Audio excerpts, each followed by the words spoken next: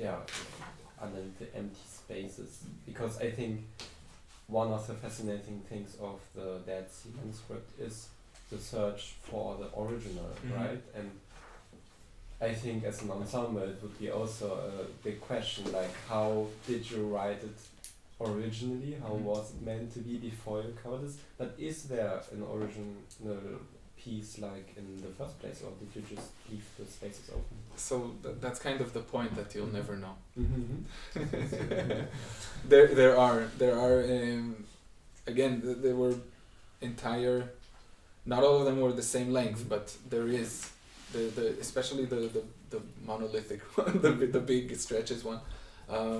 It's written. It's written completely separately outside of this piece. But I need to repeat it. For me, it's really a wrong metaphor, because this one is a syntactical context, and this is not. Yeah, I would say it's not. Maybe you want to discuss about this. that. Okay, but this. If you rub out a Beethoven quartet, it's totally different to that. For sure. I would say. For sure. I've been thinking about doing that, but then I thought to myself, this is sound-wise, it's just not really what I'm interested in, right? No, it's not. We could discuss about that. No, this is a real interesting question. Yeah. Okay. So while doing these pieces, this definitely came up more than once, and I was thinking about doing this. Maybe I still will. Maybe I still will get to it. But for me, I would need to find a way that I know where this becomes interesting for me. It's not just about, because the thing is, when you take out material, even when stuff exists and is already written, when you take out material, you need to be, this is what I learned from doing this, very tactical about what you're taking out. For instance, okay, since this discussion has gone so far and we don't have that much time, maybe I'll just show. So maybe I can change my whole plan and just show you another piece that is made from this kind of mentality, but different. What you want, because we really have a look on the time. Okay. It's already 4 o'clock. Yeah. Okay. So I have two options. I'll let you choose. One. We'll go for the 2 short pieces that I have on the list. One is electronics surrounding the hall and loudspeakers quite full. And the other is a trio of prepared instruments, contrabass, clarinet, bass flute, and prepared cello as well. What do you want? We have we can choose. Yes, one of them. Okay, so the electronic one is kind of full, kind of space stuff. Drony. The other one is actually, if you take this piece, okay, you cut out the pieces, but you don't leave space in between. You just shove them like this, the different layers. Are you curious to hear? That's why I was thinking about this piece. You're curious to hear what happens? For the trio, or this is a trio? This is the trio that I was mentioning. I would like to hear the trio. What do you think? Okay. This one is completely written out. There's no middle ground. Okay, so this one, cause I do have this one on the presentation. So okay, it's even next. Okay, great. So this this piece, So I guess following this kind of work, I got to a point where I said, okay, if I make these layers, create these different sound worlds, and of course I cut them into pieces, and because I already said this, and put them back together, how can I create an interesting tension? So basically there's each of these rhythmic worlds inside has its own rhythm as well. It has, you'll hear these events, these short inputs, and at the same time you have it's sort of a matryoshka doll of rhythm, right? So you have also this internally, there are moments where you can hear that you're kind of making these hard shifts between one sound world to another. Okay, this is what I was searching for. I'll just show you the preparation a bit, just so you have an idea. This I don't know if you know. These guys are Do you know of UCSD, UC San Diego? It's one of the known schools in the U.S. for contemporary music performance, especially. So this was a trio made from. We have here Michael Matsuno and T.J. Borden, the cellist. He was also the Mivos cellist for some years afterwards. And Madison Greenstone on the contrabass clarinet. They're the trio that performed this piece. And I'm just going to show you some samples. Since we're short for time, we're just going to play it. I'm just going to show you some samples from the score. So again, this piece was also written in these separate environments, sound worlds, combinations basically of the trio that we worked on through improvisation and trying out things. And then this material or these combined environments got torn into pieces. So here, for instance, you can see this is one environment, okay? But then here, very quickly, it starts being torn into a bunch of environments. This is the opening of the piece, so I'm not going to play it. But then you can see that you also get sometimes chunks of a single one, okay? I'm wondering if maybe I should show you this. Do you want to see the score while it plays, or okay? Maybe listen and I'll show you the score after. Okay. Just for the sake of time, afterwards, ask any questions you have.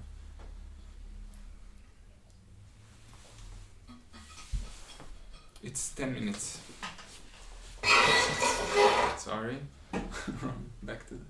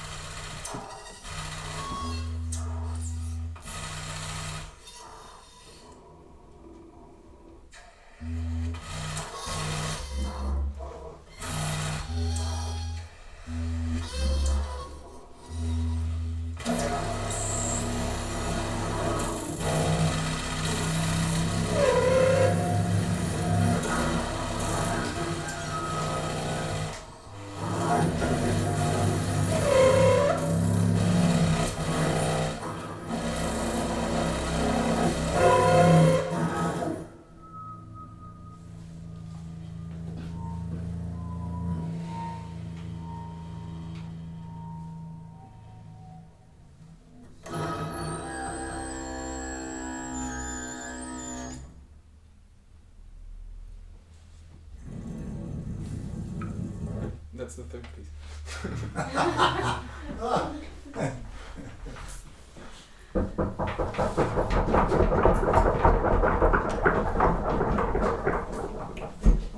So yeah, this work was kind of for me, listening to it from a knowing it already perspective,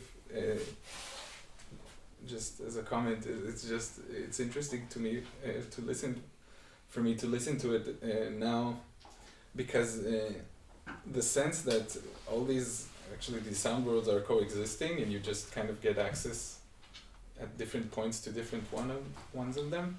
I think now, for me, like with some years behind, I feel it much more than perhaps I did in the beginning when I would, just listen to it linearly. And it was very much what I was trying to access with this piece, is this sense that you do not, you're not able really to access anything. It's not about, the sound really becoming something that is, that you have the time that is needed in order to receive, be inside the sound world. To my impression, you're always kind of being, it's always being truncated and replaced with something else. So the kind of this experience of this, and this is a bit how I wrote it also, this Rubik's Cube, where whenever you shift something, then something on the other side shifts as well, and you're kind of constantly kind of confronted with these changes that, instead of being something elegant that, something changes and now we see how it develops, it just kind of switches the whole thing. So yeah, that's structurally how I was thinking of it quite a lot. So yeah, any questions? Yeah. Yes, two questions. From where do you think come your interesting or your fascination for those sounds? And the second one, what do you think, is it a kind of conviction or confession, or maybe a convention?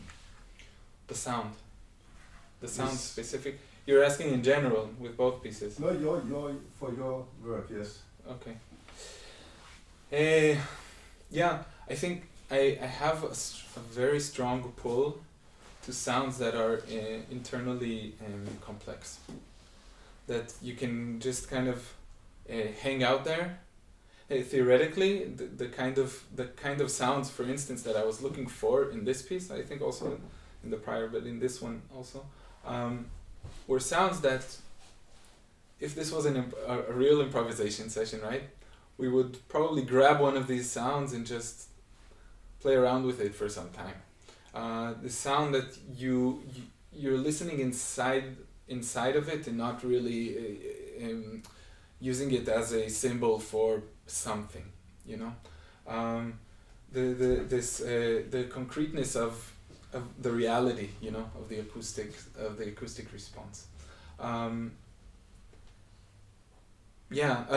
The piece that we won't have time, I guess, for today, but that follow makes a quite active use of these kinds of sounds within electronics. So basically, I'm using a subtractive synthesis on top of these sounds and pulling out the different materials that are layered within them, and using that actually to start reconstructing things.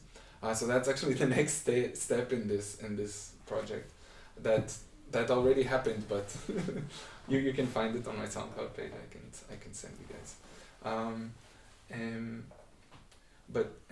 And also then it becomes spatially dispersed as well. So it's not only taken out, pulling out these layers, but these start becoming a world of their own. So a single sound can just be sent around the room to do different things, and you just become encapsulated in this kind of environment. It's during this time when I was working on these pieces, quite a lot of the work was just kind of hanging out there and trying to be, where can I be drowned into? Because in this specific piece, the one that I just played, part of the idea was to, for me at least, this is how I experience it, to make sound environments that are too short but that you want to be inside of them. The natural thing they want is to give you some time to explore them. And I think in the string quartet, okay, you said it needs to be 2 days, you want more time to explore them, but here it's even less. It's a miniature version of entire worlds, yeah, so that's for me how I was kind of conceptualizing this, and yeah, and I think something that also specifically in this piece, the preparation of the instruments was meant for this kind of being able to create these abrupt cuts. So they actually, I put a plunger on top of the bell of the contrabass clarinet, for instance, which what happens is she seals, most of the time she's just sealing all of the keys, and then she opens one, and then you just hear this explosion of sound. So this kind of very mechanical on-off, I think it helps quite a lot to kind of give this. Do you think it's possible to do those experiments, sound experiments, only with a focus on the interest in sound, or isn't there also a cultural connotation? Yeah, for sure there is, but is it possible to avoid that?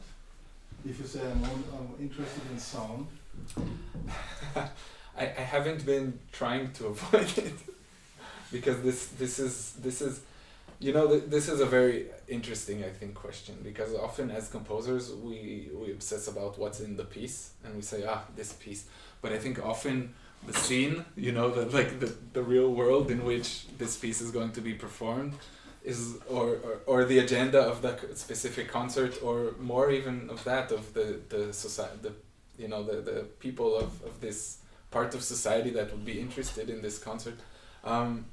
This is often I think it often defines already so much to begin with, and this is actually where a lot of the ideological agenda is already constructed before you even open the page of the score. So yeah, it's of course a good question, but this is a discussion forever basically. But yeah, I mean, I grew up in this sound kind of. I mean, not specifically this, but thinking like this, from this kind of being very active in this kind of free improvisation scene of searching for these sounds and scratching things, and probably since I was 18 or so. So it's been like it's just kind of internalized to a place that I really I think of it as material, but of course the entire surrounding is important for sure, and I think there is very much, I said this in the last piece, but I think also for this piece I think questions it more harshly, but there is this question of what happens to a person that is confronted with this kind of sound and needs to be able to listen to it, needs to make sense of it. I think it does change the way that you perceive things, and for me at least this was my experience growing up, and listening to sounds that are harsh, that are strange, that are extremely soft, it changes your perspective on things, but that's even preeminent to anything that I've shown, right, in the scores themselves, for me. I wanted to ask you said that complexity appeals you. Did I hear it correct? Complex sounds you like? I wanted to ask, personally, I like when things are, sometimes at least, effortless, and I wanted to ask you if it's possible for you to find something effortless inside of that complexity. Effortless in what sense? Effortless for the listener or for the performer? For the listener. Effortless.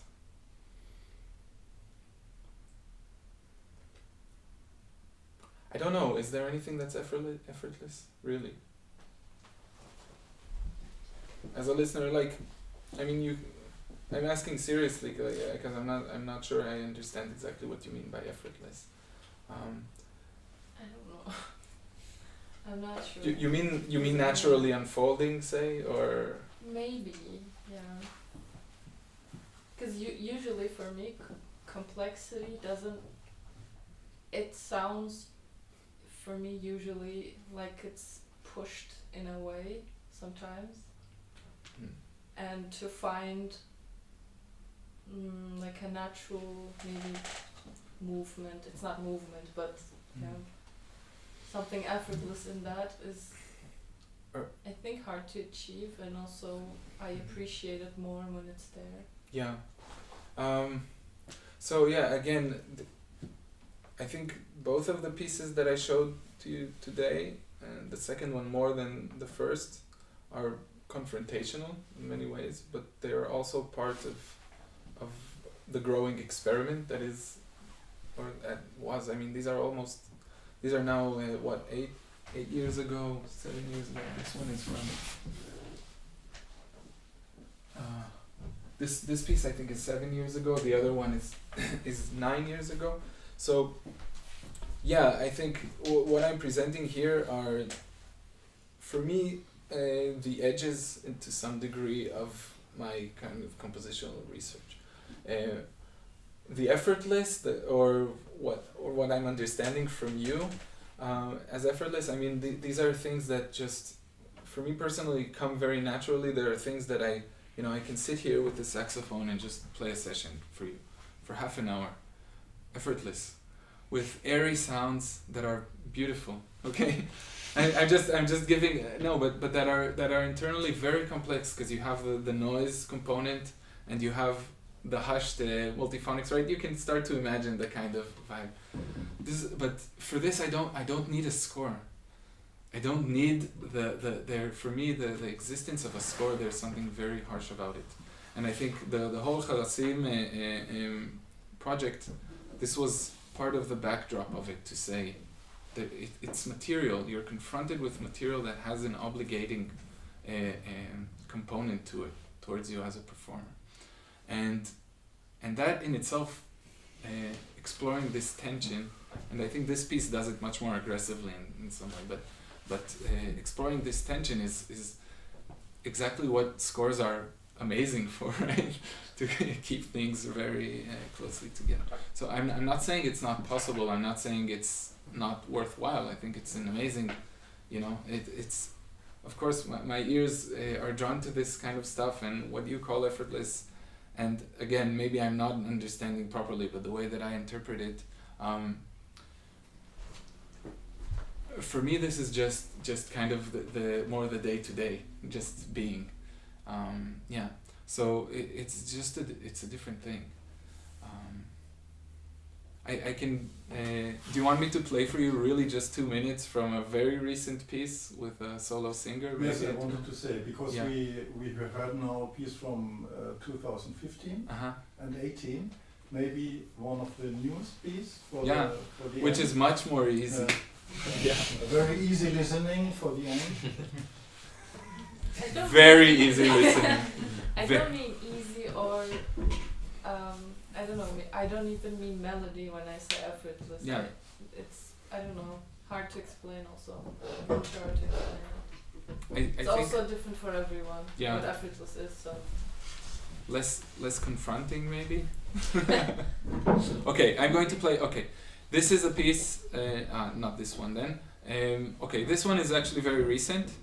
It was performed by a Fat Ziv, who's a singer. She's a good friend of mine, and also we work together in the ensemble. And it's live electronics and voice. You'll hear, I'll just describe very generally. It's a bit long, so I'm not going to play the whole thing. I'm just going to play you maybe just the first movement, which is about 3 minutes. No, the whole? How long is it? The whole is 18 and a half minutes. It develops, it has a few movements in Let's this hear one. the whole. Yeah, you want to hear it? We Okay. can do that. Okay. I only need 10 minutes after it. Okay. For the class. Okay, great. So this one, what I will just explain, just because you're not there.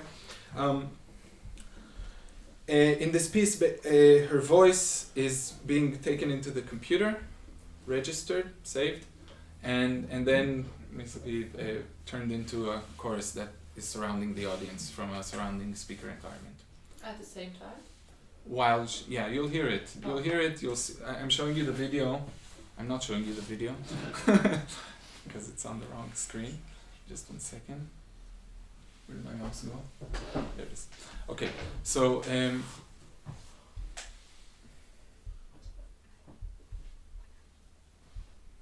also on Vimeo, so you can find it if you want. So yeah, just remember that everything, that all the sounds you hear, it's mixed for stereo, but it's surrounding the hall, and yeah, maybe just have a listen to it. But she's not in the hall, or didn't? She is in the hall. She is in the She's at the stage. Okay. And then you need to avoid feedback, so the speakers are in front of her okay. and behind. So there's a quad setup, but the sounds actually are placed in different positions, not at the speakers but you see necessarily. her sitting there. You see her there. It's important that you see her there.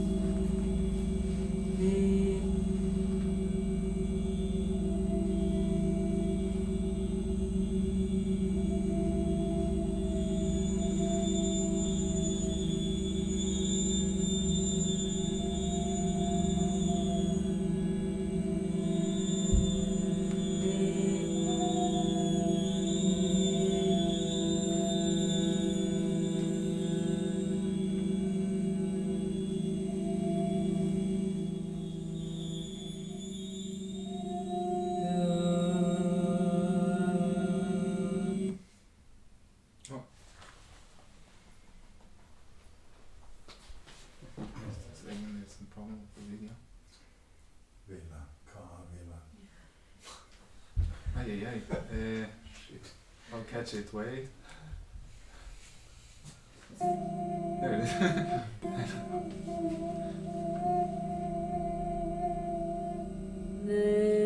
It's not synchro. Yeah, there was some issue. They told me they fixed it. They ask me all the time whether it's synchro or not.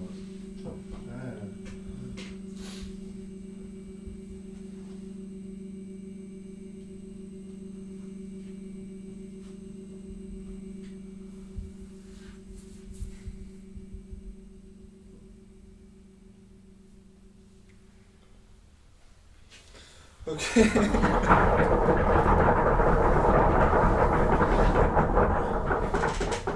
Unfortunately, we don't have time anymore, but for me, it was the most impressive piece of the three pieces. I don't know what you think. It was very convincing, that piece. Yeah, I think it's very naturally structured in a way.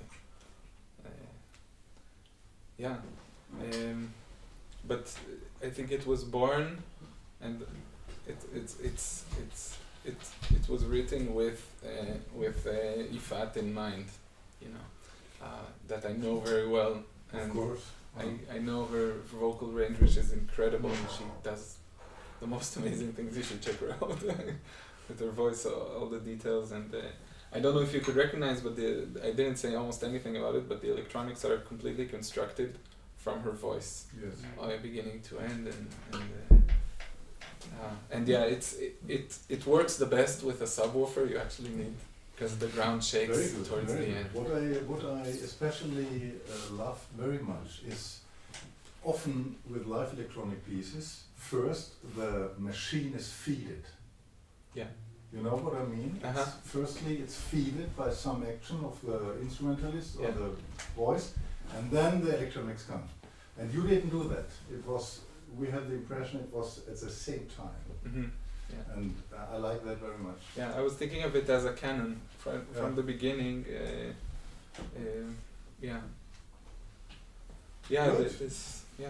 Thank you for having me. Thank you very much. It was a very short visit, but I think we had a good impression of a very tiny, small impression, but for us very wertful. What is wertful? Worthful? What is wertful? Worthy? Valuable. Valuable. Thank you very much. Yeah, thank you.